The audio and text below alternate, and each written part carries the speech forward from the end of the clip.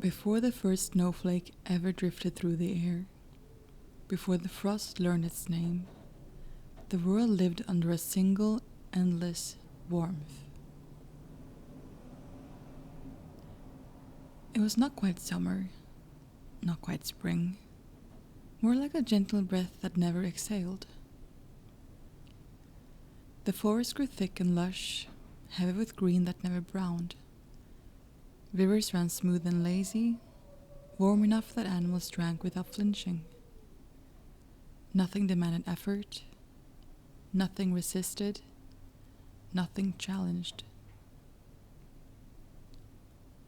And because of this, humanity grew content, then careless, then proud.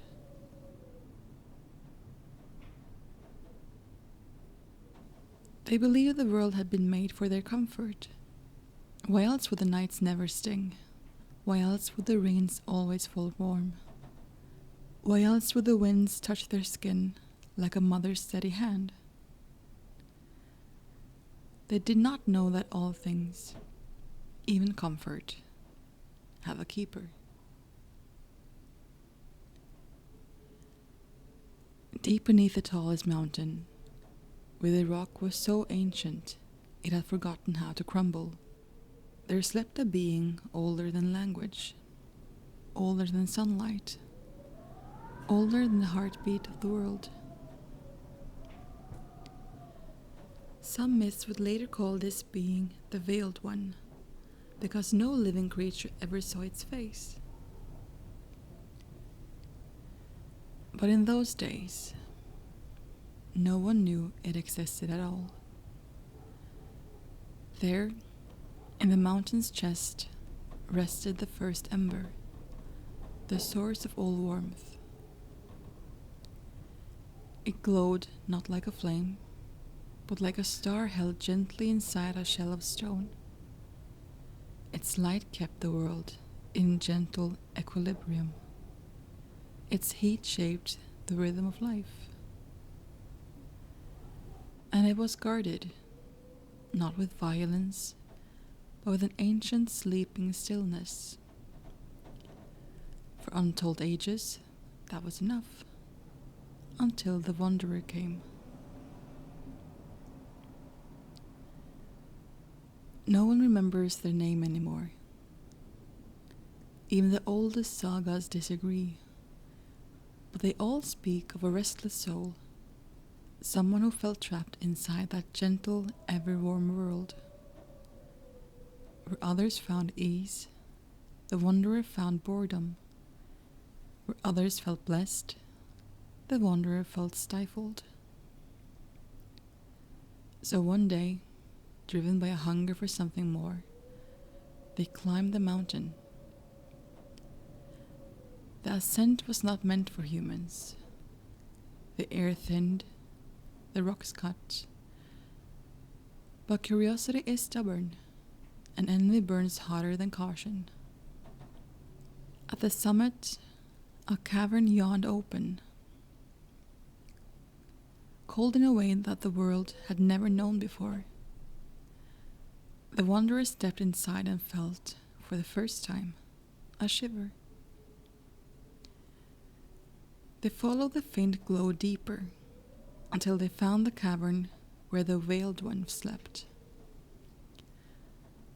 The being lay motionless, its body wrapped in pale, layered garments that did not rustle, did not shift. It looked like fog caught in stone, like a silhouette carved into stillness. And there, resting beside it, was the ember, a warmth so pure it hummed, a golden pulse that rose and felt like sleeping breath. The wanderer reached for it before fear could speak. The being lay motionless, its body wrapped in pale, layered garments that did not rustle, did not shift. It looked like a fog caught in stone, like a silhouette carved into stillness. And there, resting beside it, was the ember. A warmth so pure it hummed, a golden pulse that rose and fell like a sleeping breath. The wanderer reached for it before fear could speak, before reverence could take shape, before reason could intervene. And when their fingers brushed the ancient glow, the warmth followed them. The ember obeyed no human before, and none since. But in that moment it stirred.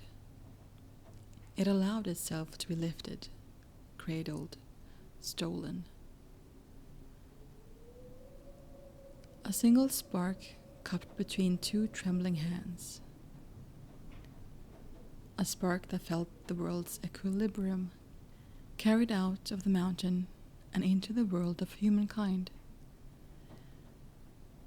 When the cavern emptied, the veiled one's eyes opened, not with anger, not with pain, simply with the awareness that something essential had shifted, something the world could not live without.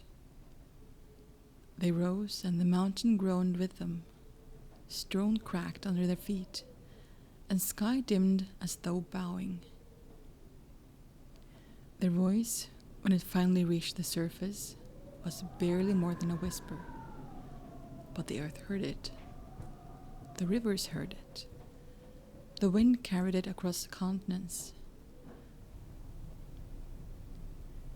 If they will not return what was stolen, the clouds gathered, thickening like a held breath.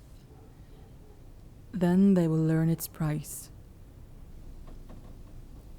And for the first time in history, the air turned cold.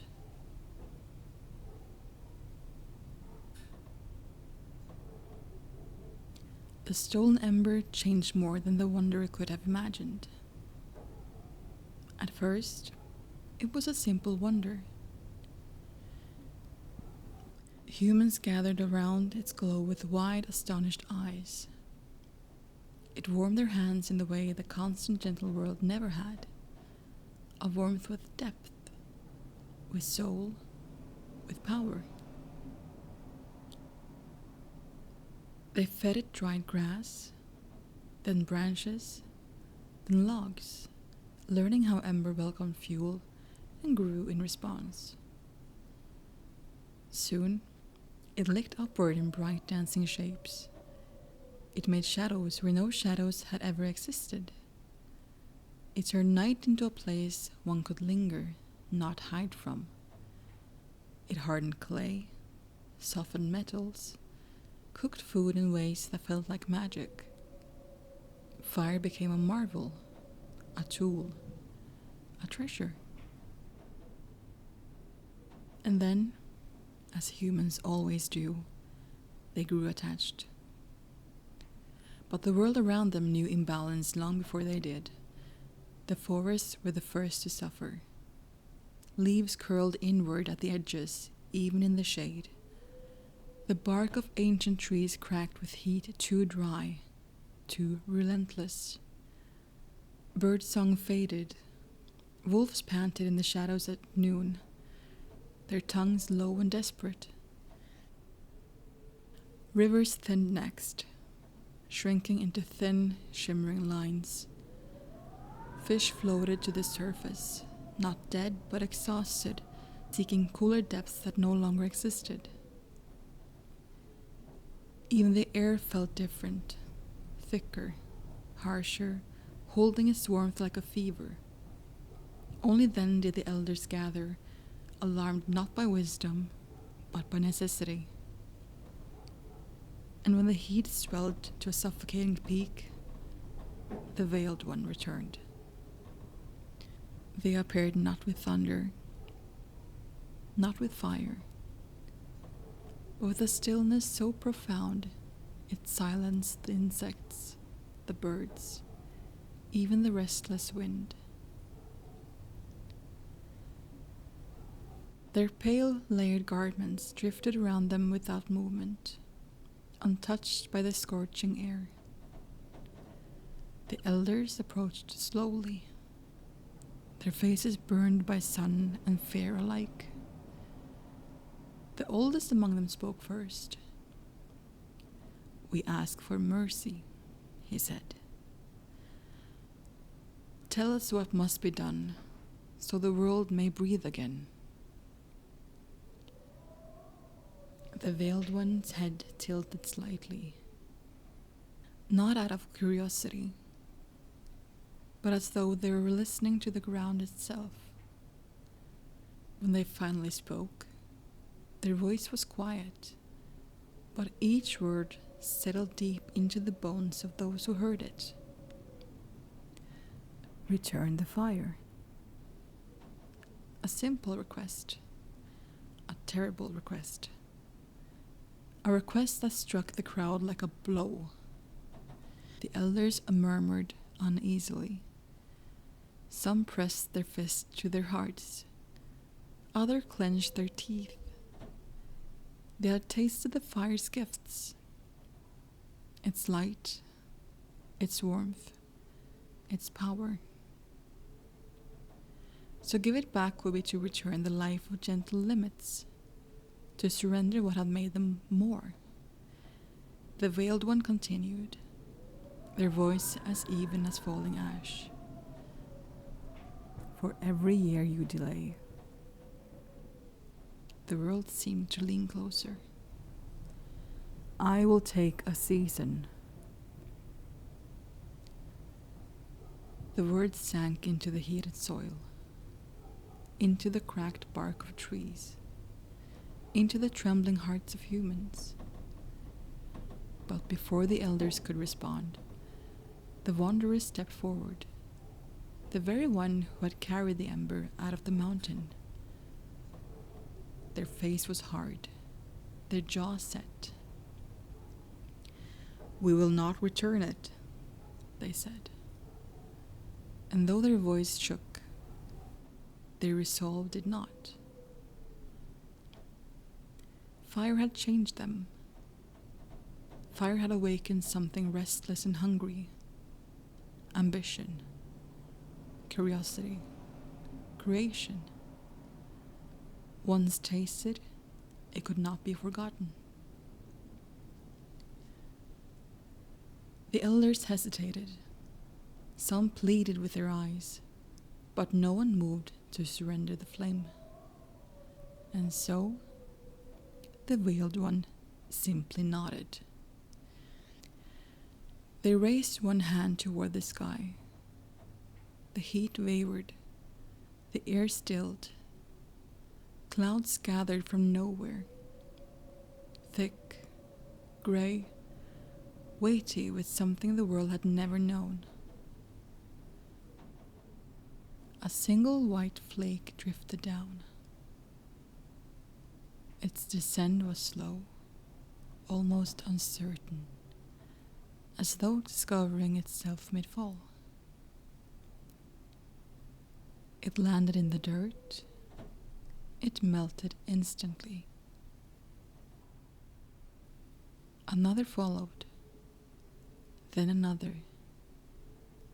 The air grew colder, inch by inch, breath by breath.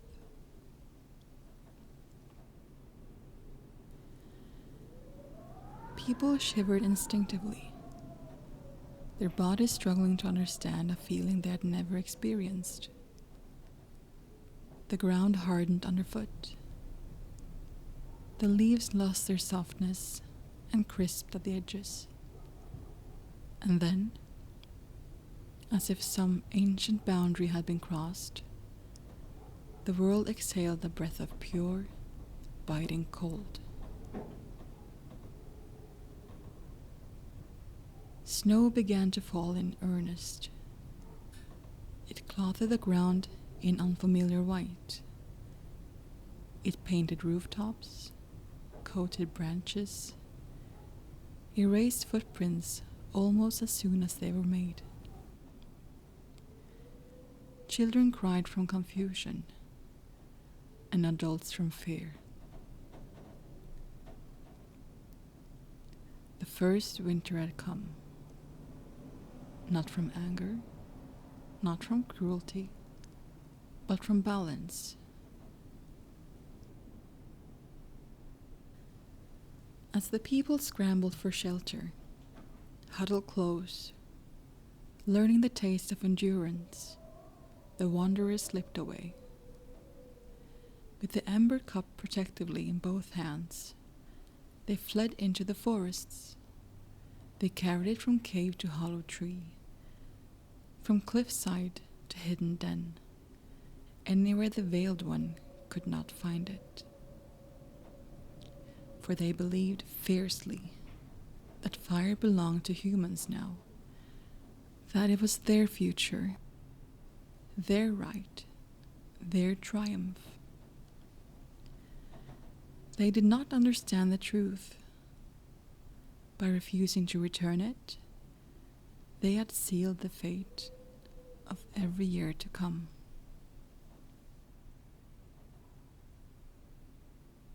A year passed. Not a year as we know it, neatly counted, neatly divided, but a cycle of cold and warmth, of freezing nights and cautious dawns. Humans learned to endure this strange new season. They learned how to gather wood, how to shelter their homes, how to huddle close to share the heat. It was a difficult year, a humbling one, but they survived.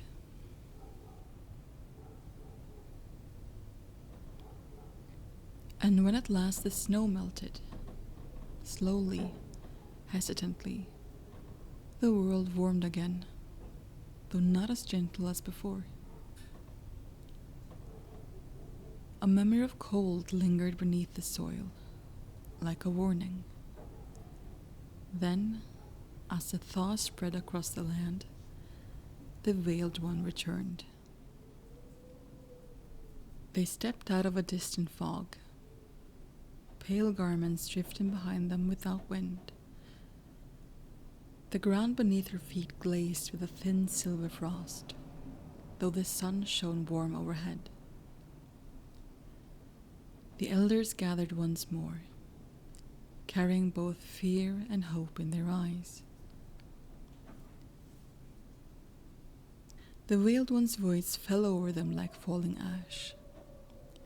Has the fire been returned? A terrible silence followed. Some elders glanced towards the forest, where the wanderers still protected the ember with fanatic devotion. Others looked at their own hands, hands that had shaped metal, cooked food, lit dark nights with the stolen flame. They knew the truth. They knew the cost. Still, they lied. No, one elder said. It's gone, lost to us. The Veiled One did not narrow their eyes, did not raise their voice, did not show even a flicker of surprise. They simply turned their head, as though listening to something distant and profound, the shifting balance of the world itself. And then, without ceremony, winter deepened. This time the cold arrived sharper and faster. Snow fell sooner. Ice crept farther. The wind sang with a voice human had never heard, a voice with teeth. Rivers froze solid. Animals migrated or hid or perished. The people learned to ration, to hunt in silence, to build stronger shelters. They endured again, because humans always do. But the world remembered. The next year, the Veiled One returned once more. Has the fire been returned? Again, the lie. Again, the stillness. again the cold. And so the rhythm formed, not of punishment, not of vengeance, but of balance being paid in a currency humans could never fully afford. Each cycle, winter grew. Each cycle, the cold pressed deeper into the bones of the land, until finally, after many generations, the world settled into the pattern we know today. Warmth and growth, fade and harvest, cold and withdraw, melt and renewal. A wheel of seasons born from a single act of theft, and a bargain humanity had no intention of honoring. The wanderer who once carried the ember eventually returned to the earth.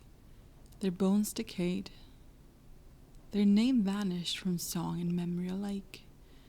But the ember, the first ember, had long since become a part of every hearth, every torch, every flickering candle.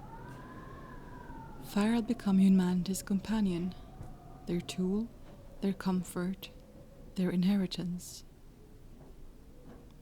To return it now would be to return everything, and so the debt stands.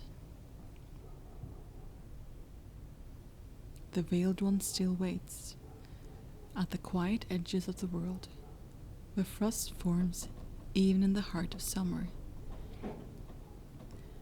They listen for the moment humans will restore what was taken, a moment that will never come.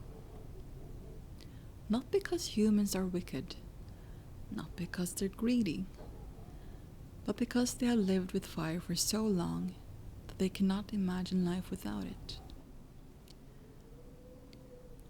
Winter does not resent us for this.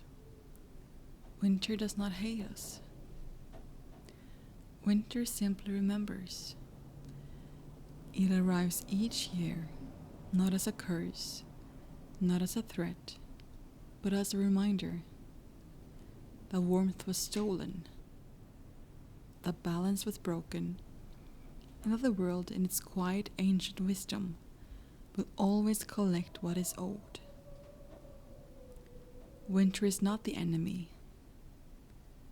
Winter is the memory of bargain broken, and the soft cold truth that the world never forgets its debt.